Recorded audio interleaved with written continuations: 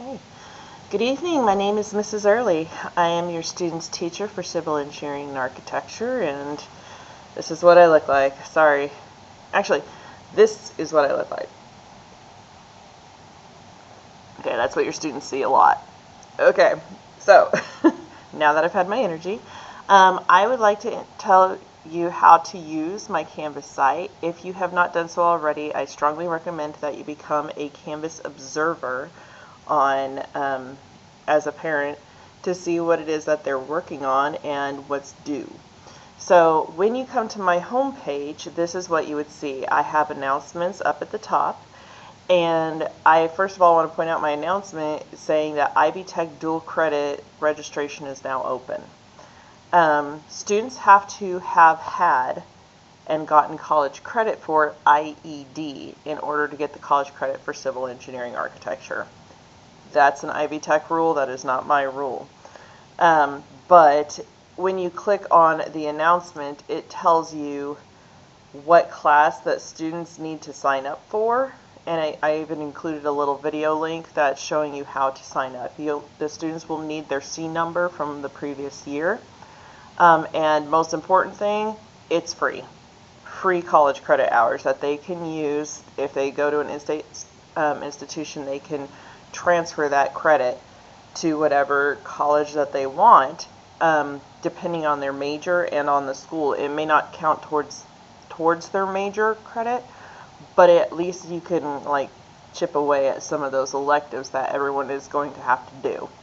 So it'll take place of some of the elective courses, saving you a lot of money. So I'm going to click the home page one more time, and when I'm in the home page, I'm going to change my screen so it says student, because my screen is a little different than the students. So this is kind of what they will see. Still, the announcements will be on the top, and then it's a quick little introduction to the teacher. And then we have a copy of the syllabus telling us what it is that the students are going to be learning over the year. As you scroll through that, it shows what they're going to be covering. We are planning on finishing Units 1 and 2 first semester and 3 and 4 second semester.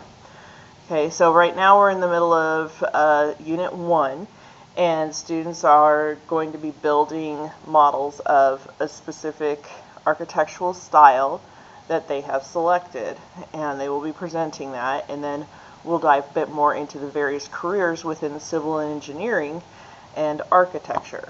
Most of the time when students take this class, they come and saying, oh, I want to be an architect.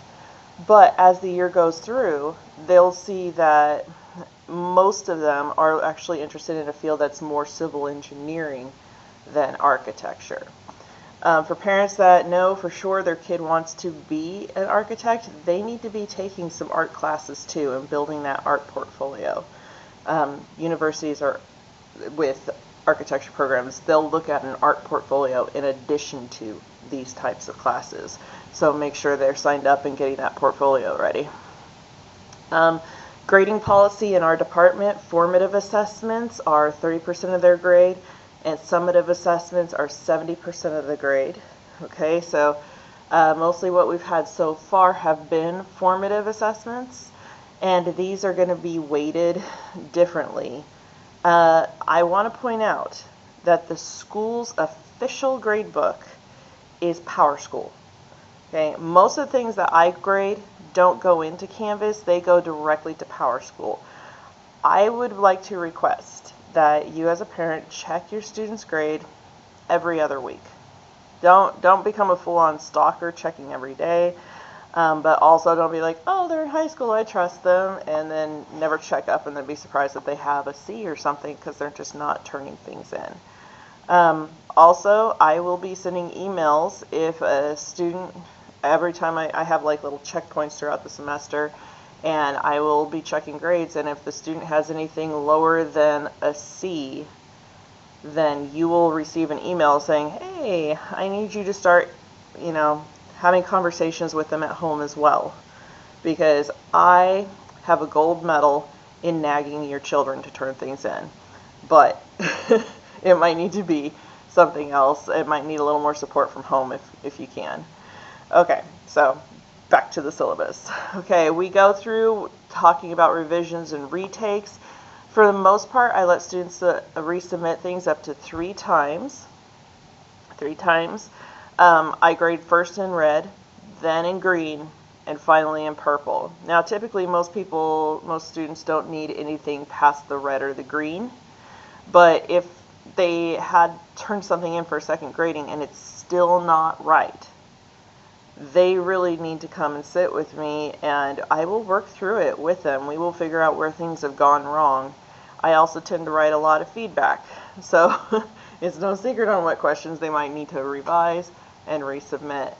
But after a certain point in the semester, I will post it in the announcements on Canvas when there's a cutoff point where I will no longer accept a certain cluster of assignments, because we really need to move on and change our focus to the next unit or the next set of lessons. So just letting you know, the school's academic dishonesty policy is in my syllabus as well. Please feel free to peruse that. There's expectations for students and parents. And then at the very bottom of the home page, their assignments start popping up as they're being assigned, and when the due dates, or when I assigned it to their to-do list. Okay, so that, and it also shows a bunch of stuff that's coming up. When your students are using this software or this learning management system, yeah, we have fun names for this too, they're going to go to the modules tab. So click modules, and I will always put that day's module up on top. Okay, I haven't posted today's module yet. It's very early in the morning for me right now, but coffee. But I will have the students' learning intentions and success criteria, the things that they are supposed to learn, and then how to tell if they have achieved that. And then I also have the projects that they are working on those days. So we just finished our architectural styles assignment last time, and that should have all been turned in and the presentations given, and then they chose the architectural features, which we'll be working on for until after next Tuesday. So it's going to be a while, but it'll show up on each time. Every single day will have its own module. If your student ever has to miss a day due to illness or going on competitions and field trips, everything is posted in Canvas, and they'll have access to everything. So I want to show you one of the projects really quick. So I'm going to click on an assignment, and it takes a moment to load. It has 2 tabs up here at the top. Okay, the first one has a copy of the assignment itself. Okay, and there will be a place where students can submit if it has a submit spot online. Most of the stuff is a paper submission, so there's nowhere for them to upload. But the other thing I wanted to show you is just to the right of the assignment is the resources tab. I love this tab, okay, because it has all sorts of things that the kids can download. Like if they needed to print off this front page, the assignment page, you can download it and print it off. If you wanted to see the rubric, there's always PowerPoint presentations. I might have links for them to upload things to a specific Google folder, and it says click this link here. If I've modified an assignment, it's usually bigger and bolder and probably a different color, but I put all of that in the resources tab. So again, if your student's ever missing a day, then they can click on that and they'll have full access so they don't feel like they're getting behind. Trying to remember the other things I'm supposed to talk about. If you need to contact me, the easiest way to contact me is through an email, and my email address is L as in Laura, ERLI, that's my last name, at ccs.k12.in.us. You can also find a link for me on the school website, or you can even Canvas message me if you are a follower on Canvas. Your student is supposed to be yours and my first line of communication as to what's up. So if your student is missing projects, if they're falling behind, please, please, please ask them about it first, because it makes them more accountable for their learning. And And if they're wanting to make corrections to their grade, then they should be the ones approaching me first. But I understand. I have teenage nephews. I know it. Sometimes you might have to contact the teacher and say, hey, make sure Timmy talks to you today. Okay, so I get it. I really hope that we are going to have a good time this year. Most students really seem to enjoy this class. But if you ever have any questions, comments, or concerns, please, again, feel free to email me at any time. And I hope to meet some of you in person someday. Have a wonderful evening. Bye.